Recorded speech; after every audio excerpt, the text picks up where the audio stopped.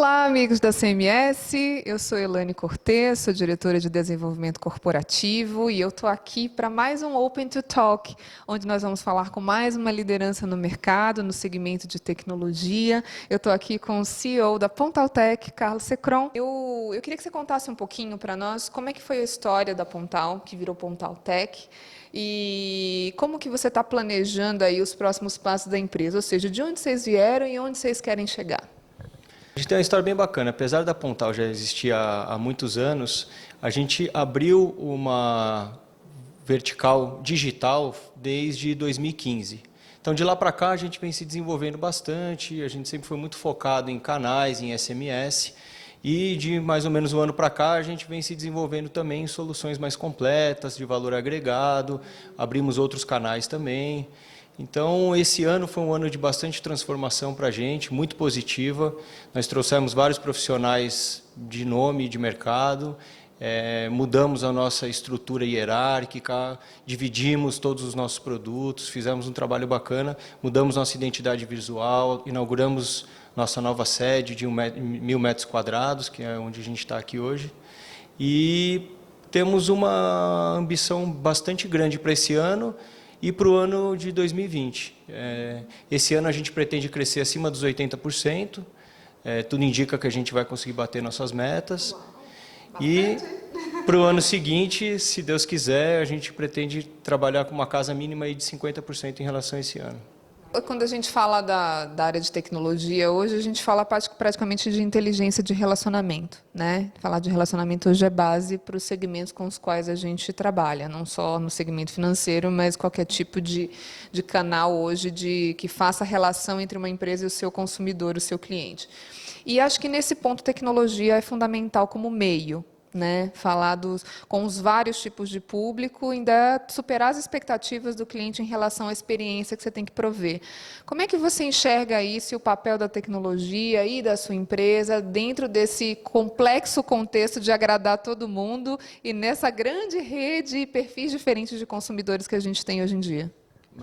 A gente acredita exatamente nisso. Empresas de tecnologia que só focarem em ferramentas, elas têm uma tendência muito ruim.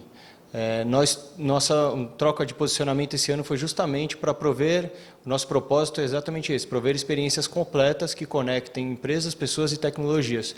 O que isso quer dizer para nós aqui dentro de casa? Nós participarmos da vida com o cliente, da vida da comunicação dele com os clientes dele e fazer parte do ecossistema dele. Então, isso envolve entender quais são os propósitos da comunicação que ele faz, como melhorar essa comunicação, trazendo conceitos de Customer Experience e integrando sistemas para que essa jornada seja completa, que tenha um começo, meio e fim.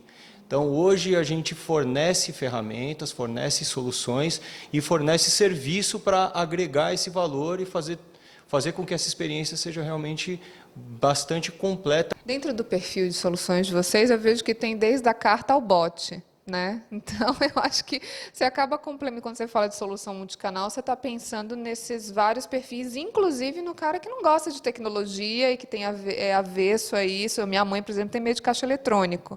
Então, mas ela existe e ela é uma consumidora real, né, de produtos. Como é que uma empresa de tecnologia, que nasce no cerne da tecnologia, que acaba fazendo tudo voltado para isso, tem que pensar também nos canais tradicionais, numa experiência que hoje a gente chama de meio de phygital, né? É o físico com o digital e que tem que ser contemplado. A gente procura ter todos os canais possíveis, e a carta ela é um canal, e ela ainda existe, é presente.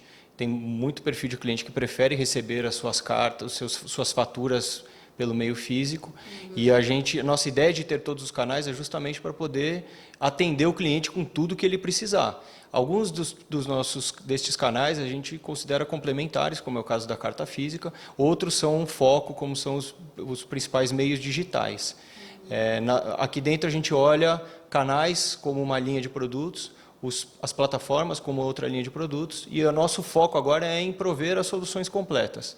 Então, integrar tudo isso com serviços, com os sistemas legados do cliente e poder, de novo, fornecer uma experiência que seja completa. Integração é a chave do negócio, porque é difícil você integrar canais de uma lógica que seja coerente e ainda por cima com os vários sistemas que se trabalham em diferenciados dos clientes. Principalmente sistemas dos clientes, com certeza. Essa é a parte que dá a dinâmica. Hoje em dia tudo é muito feito por etapas manuais, conexões ou muito simplificadas ou que depende de muito processo. Então a nossa ideia é trazer essa dinâmica. Por exemplo, um chatbot ele precisa ter uma integração para criar vida que se transforme ao longo dos dias, dos meses. Então essas coisas elas precisam estar preparadas junto com a mutação do dia a dia do cliente também. Falando em bots, você estava falando do chatbots, eu acho que é uma realidade, acho que não é nem mais uma novidade no mercado, é algo que está evoluindo, num processo de evolução, obviamente, mas ele cria, ao mesmo tempo, uma facilidade, já está integrado dentro dos processos de relacionamento com clientes e consumidores, mas, ao mesmo tempo, ele cria uma certa resistência ainda por conta até mesmo da evolução do processo dos bots em naturalizar, né, a voz humana, o que ele vai aprendendo. Como é que você enxerga isso hoje em relação aos vários perfis dos consumidores? A aceitação tem sido maior? A gente fala, o que falta ainda para que a gente naturalize isso como um processo orgânico dentro da comunicação das empresas? Esse é um processo que quem dita o ritmo disso é o mercado, são os clientes, é o perfil, conforme a transformação do perfil do mercado é que as empresas devem ir atendendo e melhorando o seu serviço. Eu vejo os bots hoje fazendo a mesma coisa ou às vezes até menos do que fazia ano passado, porque muita empresa tentou colocar a carroça na frente dos bois e teve que voltar. Então, hoje os bots eles são muito focados em mecanização de processos, ou melhor, automatização de processos mecânicos. Existe uma tendência óbvia, não é só no mercado de comunicação, mas para todas as frentes em que a inteligência artificial está crescendo, de uma automatização muito mais inteligente mesmo, com machine learning, enfim, uma série de ferramentas. É óbvio que isso vai continuar crescendo, a gente aposta nisso, assim como o mercado vem apostando nisso, mas acho que o grande erro hoje é você tentar ultrapassar uma fase que aquele perfil de cliente ou que o mercado em média não esteja preparado para. E a gente está preparado? Você acha que o brasileiro está preparado? Ou vai ficar em algum momento? Está, tem várias pesquisas que mostram isso, que eles preferem falar com uma máquina, ou melhor, preferem não ter que passar por processo de um atendimento humano, principalmente em voz, mas aquela questão da espera, às vezes da falta de educação ou do despreparo. O problema das máquinas hoje não é o perfil do cliente que não quer ser atendido por uma máquina. É aquele cliente que não consegue ter o seu problema resolvido com o atendimento de uma máquina. Talvez seja o fato de a gente não querer atendimento ruim, nem de máquina, nem de humano. Nem de ninguém. Tem que ser rápido, ágil, assíncrono. Uma questão muito grande hoje das pessoas quererem chegar às 10 horas da noite em casa e resolver seus problemas de uma forma fácil. Então, você tem que tem uma série de questões que precisam ser complementadas, eu acho que nesse ponto. Eu acho que muito mais as empresas estão com dificuldade de evoluir na velocidade necessária. Mas, enfim, eu acho que como eu falei, eu acho que é um processo que quem dita isso é o mercado. As coisas vão acontecendo, vão continuar acontecendo aos poucos, essa evolução vai continuar existindo, mas eu acho que precisa ter paciência e não querer criar algo que seja mais realista que o rei. É importante você entender se você está realmente agregando valor para aquele cliente. Bacana. Tem uma lei chegando aí, que é a LGPD, né? Não estou perguntando isso para quase todo mundo do mercado, porque cada um tem sente o impacto de maneira diferente quando vem uma legislação nova, né? Como é que você está enxergando a chegada da LGPD agora em 2020, para valer agora, de fato? Você acha que é um avanço em relação a empresas que lidam com muitos dados e que realmente agora tem um parâmetro maior, ou é um retrocesso em relação até a um perfil novo de consumidor que não liga muito para questão da proteção dos dados, né? Em troca até de benefícios, talvez? Mas isso fica muito subjetivo se você não coloca regras claras, né? Então, às vezes, eu estaria disposto a uma coisa, mas não a outra, e uma outra pessoa pode ter uma avaliação diferente. O que falta é a regra clara. Hoje não tem a regra clara. Então, obviamente, é um grande avanço, é altamente necessário, vai ser bastante importante. Falando mais genericamente, o que eu acho que vai acontecer é que isso vai ser aplicado em camadas. Tem empresas muito grandes que detêm dados sigilosos de uma fatia da população enorme. Essas empresas vão ter que ter um preparo muito grande para atender e, por consequência, todas as subsidiárias, parceiros, fornecedores, todos eles vão ter que ir aos poucos se adaptando para implementar isso, e isso vai chegando no cliente, vai chegando para todas as empresas de uma forma cascateada. Então, precisa ver qual é, na prática, o tamanho da fiscalização e da legalização do que vai acontecer na teoria.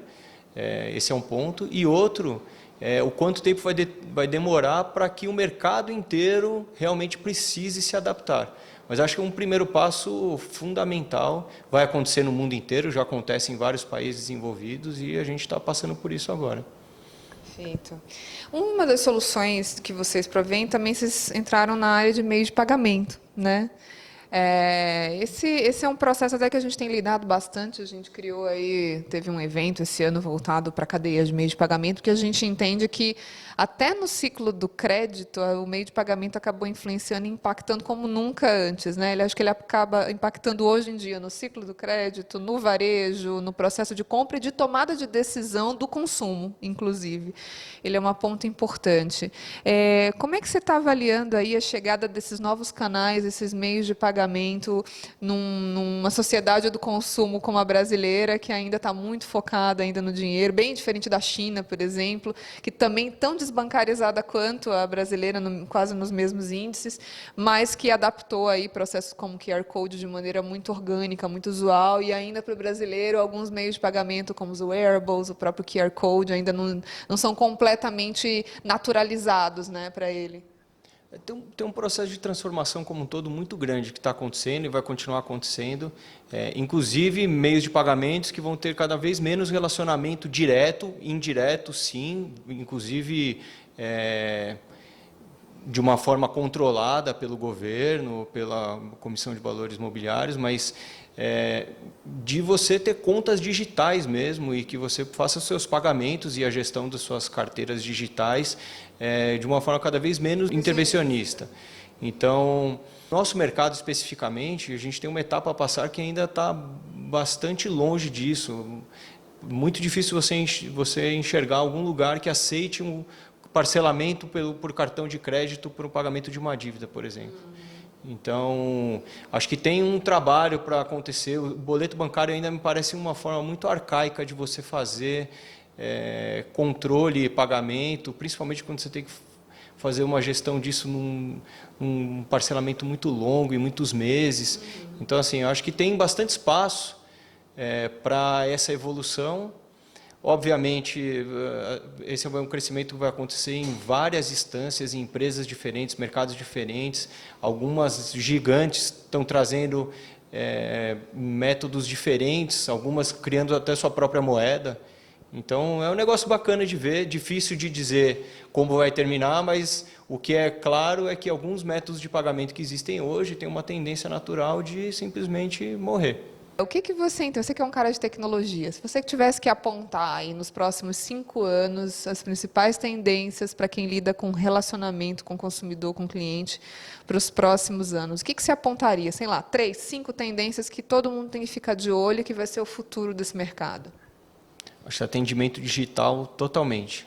E aí a gente vende solução de atendimento digital para saque, para venda, para cobrança, para uma série de negócios diferentes, mas o atendimento digital em si, que aí entram todos os canais digitais, entra um sistema de atendimento digital, omnichannel mesmo, então que tem uma transformação ainda, uma evolução, um espaço para evolução das ferramentas atuais, e de bots que tenham realmente cada vez mais inteligência artificial para resolver os problemas dos clientes, poder entender o que ele quer, implementar ou sugerir uma solução para aquilo. Eu acho que tem um espaço enorme para isso. Só aqui eu estou falando já de, sei lá, mais do que 3 a 5. É uma jornada completa do cliente que ali precisa ser atendida, que envolve várias frentes tecnológicas diferentes.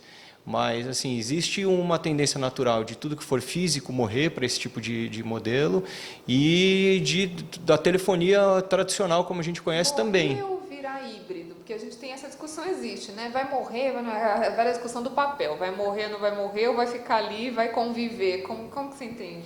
Olha, naturalmente, quando isso tem uma participação pequena de mercado, Existe uma tendência, sim, de se descontinuar. Se você tiver 5% da população que precisa se adaptar para que ainda gosta de receber uma carta física, ela vai ter que se adaptar para um meio digital. Então, eu acho que sim, de morrer. Algumas sim, de morrer. Agora, no caso do atendimento humano, obviamente isso não vai morrer, mas se hoje ele tem uma proporção de 80-20 no atendimento humano, por exemplo, principalmente usando telefonia tradicional, que eu acho que é a vida hoje dos call centers, tanto internos das empresas quanto terceirizados, a tendência muito rápida vai ser disso virar 20-80.